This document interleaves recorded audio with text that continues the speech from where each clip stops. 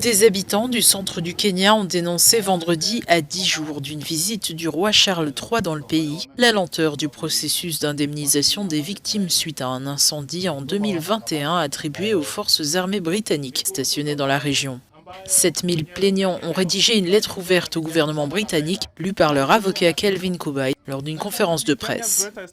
Nos frères et sœurs qui se sont battus pour notre indépendance contre la domination coloniale des Britanniques ont été les plus grands héros du Kenya. Aujourd'hui, près de 60 ans plus tard, la même famille et le même pouvoir que ceux contre lesquels nos héros se sont battus vont visiter le Kenya.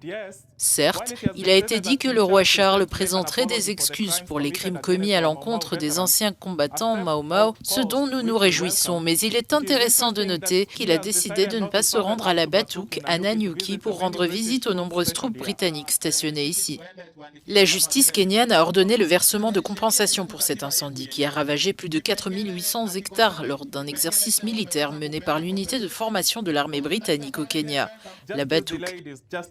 La justice retardée est un déni de justice. Les habitants de l'Eldaïga sont furieux et ne se tairont pas jusqu'à ce que la Batouk, l'IGLC, le gouvernement britannique et le chef de leurs forces armées cessent de traiter le Kenya comme un avant-poste colonial et commencent à nous traiter avec respect. Outre les dommages causés à l'environnement, les habitants demandent un dédommagement pour des problèmes médicaux résultant selon eux de l'incendie survenu en mars 2021, ajoutant que de très nombreux agriculteurs n'ont pas pu faire repousser leurs récoltes ni récupérer le bétail perdu dans ce terrible incendie.